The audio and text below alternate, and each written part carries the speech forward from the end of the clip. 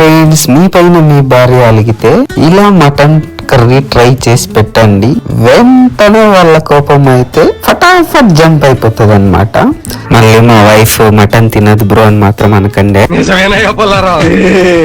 Let's start. నేనైతే ఇప్పుడు 1 kg mutton అయితే తీసుకున్నాను ఇప్పుడు మటన్ కర్రీ చేయడానికి. సో లేత మాంసం తీసుకోండి. మీరు కూడా లేత మాంసం అయితే బాగా ఉడుకుతుంది, టేస్ట్ కూడా చాలా బాగుంటుంది. ఇప్పుడైతే నేను మటన్ ని బాగా 3 times అయితే వాష్ చేసుకున్నాను. మెరుగు ఉంటదండి, మెరుగు వెళ్ళేంత వరకు అయితే మీరు వాష్ చేసుకోవాలి. ఇప్పుడు ప్రాసెస్ చూసేద్దాం. ఫస్ట్ 2 టేబుల్ స్పూన్లు అయితే కారం తీసుకోండి. తర్వాత 1 టేబుల్ స్పూన్ అయితే ధనియా పౌడర్ అయితే తీసుకోండి. తర్వాత మీకు టేస్ట్కి తగ్గట్టు నేనైతే 1 స్పూన్ తీసుకుంటున్నాను సాల్ట్. సో మీరు టేస్ట్కి తగ్గట్టు అయితే తీసుకోండి. ఫస్ట్ లో అయితే 1 టేబుల్ స్పూన్ అయితే తీసుకోండి. అలాగే పసుపు కొద్దిగా, లైక్ ఒక 1/2 స్పూన్ అన్నట్టు పసుపు. పెరుగు అయితే 1 కప్పు తీసుకోండి. పెరుగు అనేది జస్ట్ ఆప్షనల్ అండి, మీరు పెరుగు తినలేకుంటే వేసుకోకున్నా పర్లేదు. ఇప్పుడు దీన్నంతా బాగా మిక్స్ చేయాలండి. ప్రతి పీస్ కూడా ఇంగ్రీడియంట్స్ అయితే మొత్తం కలిసేలా అయితే మీరు మిక్స్ చేయాలి. అయ్యాక ఇలాంటి ప్లేట్ ఒకటి పెట్టేసి ఒక 30 minutes అలా పక్కన పెట్టండి. ఇప్పుడు స్టవ్ పైన కుక్కర్ పెట్టుకొని అయితే ఆయిల్ పోసుకుందాము. ఆయిల్ అయితే ఆ కార్నర్స్ ఉంది కదండి, కార్నర్స్ వరకు అయితే పోసుకోండి, సరేనా? ఇప్పుడు ఆయిల్ వేడయ్యాక ఆనియన్స్ అయితే వేసుకుందామండి.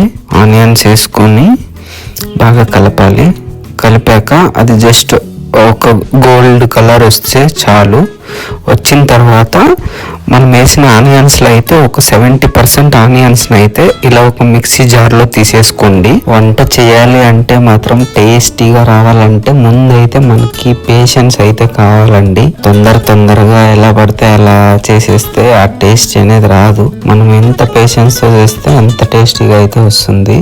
ఇప్పుడు కుక్కర్లో ఉన్న ఆనియన్స్ని ఒక సైడ్కి పెట్టేసి ఒక 5 యాలక్కులు, 7-8 లవంగాలు, దాల్చిన చెక్క కొద్దిగా వేసుకొని అయితే కలిపేసేయండి.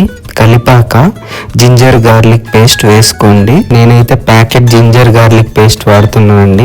మీరు ఇంట్లో అల్లం వెల్లుల్లి ఉంటే మీరే రెడీ చేసుకుని అది వేయండి, ఇంకా టేస్ట్ చాలా బాగుంటది. జింజర్ గార్లిక్ పేస్ట్ స్మెల్ వెళ్ళేంత వరకు అయితే బాగా ఫ్రై చేయండి ఆయిల్లో. ఇప్పుడైతే స్టవ్ హై ఫ్లేమ్ లో పెట్టి ఇందాక మనం 30 minutes ఏదైతే మిక్స్ చేసి మటన్ పెట్టుకున్నామో దాన్ని అయితే వేసుకునేద్దాం.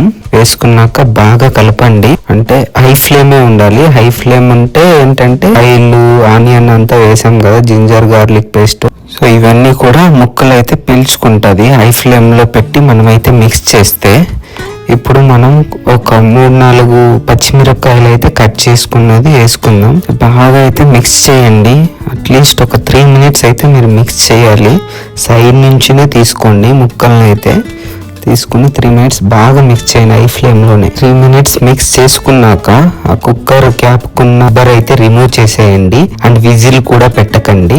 సో కుక్కర్ మీద ఇలా క్లోజ్ చేసేసి అయితే అట్లీస్ట్ మీరు ఒక 10 minutes అయితే ఉడకనివ్వండి. ఇప్పుడు వచ్చేసి మీరు స్లో ఫ్లేమ్ లో పెట్టాలి. మనం ఇందాక 70% ఆనియన్స్ అయితే సైడ్ కి పెట్టుకున్నాం కదా జార్లో, దాంట్లోకి అయితే మీరు కొన్ని క్యాష్యూస్ అయితే వేసుకోండి.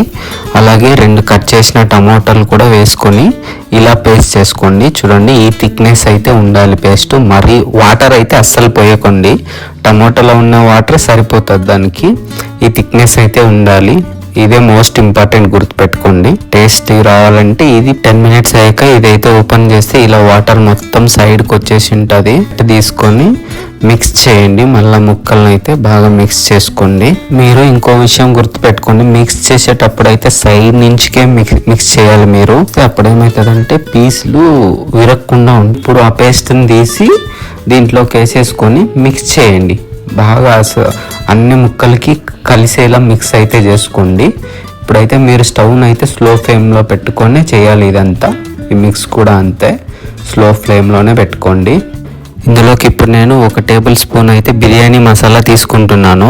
మీరు ఎక్కువ స్పైసీ తింటారంటే మీరు 2 టేబుల్ స్పూన్ కూడా తీసుకోండి, పర్లేదు. సో ఇప్పుడైతే మిక్స్ చేసుకోండి. బాగా మిక్స్ చేసుకున్న తర్వాత మీరు ఇలాంటి క్యాప్ ప్లేట్ అయినా పర్లేదు పెట్టేసేయండి. ఒక 5 minutes పెట్టేయాలి. క్యాప్ పెట్టిన తర్వాత 5 minutes అయ్యాక చూస్తే చూడండి ఇలా ఉడుకుతుంటుంది. ఇప్పుడైతే మిక్స్ చేయండి. టైం అనేది బాగా గుర్తుపెట్టుకోండి. నేను ఎప్పుడు 10 మినిట్స్ 3 మినిట్స్ పెట్టాను అని చెప్తున్నా కదా, ఇదైతే మీరు బాగా గుర్తుపెట్టుకోవాలి. అలా చేస్తేనే మీకు పర్ఫెక్ట్గా వస్తుంది టేస్ట్ అయితే. సో గుర్తుపెట్టుకోండి, మర్చిపోకండి. ఇప్పుడు దీంట్లో కొద్దిగా నీళ్ళు పోసుకుంటున్నాను. మీకు ఎంత థిక్నెస్ కావాలో అంత అయితే మీరు తీసుకోండి. అలాగే సో ఇందులోకి కొత్తిమీర కూడా వేసేసుకోండి. కొత్తిమీర వేసేసాకైతే మీరు ఒకసారి టేస్ట్ చూడండి ఎలా ఉంది, మీకు ఉప్పు కారం సరిపోయిందా అని. ఇన్ కేస్ ఏమైనా తక్కువ ఎక్కువ ఉంటే మీరు ఇక్కడే దాన్ని కరెక్ట్ చేసుకోండి. సాల్ట్ ఏమైనా తక్కువ ఉంటే ఈ ప్లేస్లో వేసేసుకోండి. ఇప్పుడైతే మనం కుక్కర్ క్యాప్ తీసుకొని రబ్బర్ అండ్ విజిల్ కూడా పెట్టేసుకొని కుక్కర్ క్యాప్ అయితే క్లోజ్ చేసేసుకోండి. క్లోజ్ చేసిన తర్వాత నాకైతే ఇక్కడ దగ్గర 6 విజిల్స్ అయితే పట్టిందండి నాకు పీసులు ఉడకడానికి. So 5 to 6 whistles okay. ఇప్పుడు విజిల్స్ అన్నీ నార్మల్గా వెళ్ళిపోయాక ఇలా ఓపెన్ చేసేసుకుందాం. Wow, tasty mutton curry ready. ఇదేంట్రా ఇంత ఆయిల్ ఉంది అనుకుంటున్నారా? అది ఆయిల్ కదండి, యాక్చువల్లీ మటన్ పీసెస్లో మనకి మెరుగు ఎక్కువ ఉంటుంది కదా, సో అదే అలా కనిపిస్తుంది. ఆయిల్ అయితే నేను తక్కువే యూజ్ చేశాను. సో చూడండి, ఇప్పుడైతే మనకి స్మెల్ అయితే మామూలుగా రావట్లేదు, గుమ అని వస్తుందండి స్మెల్ అయితే. ఇప్పుడు పీస్ అయితే ఉడికిందా లేదా చెక్ చేయండి. నాకైతే ఇక్కడ బాగా ఉడికిపోయింది, మెత్తగా పీసులు అయితే మామూలుగా లేదు అసలు. స్మెల్ అయితే గమ అని వస్తుంది. ఇప్పుడు లాగించేయాలన్నట్టు. ఇదిగో మన మటన్ కర్రీ రెడీ. ఇంకా ఇలా గిన్నెలోకి అయితే సర్వ్ చేసేసుకుందాం. పాపా ముక్కలు చూస్తుంటే నోరు ఊరుతుందండి.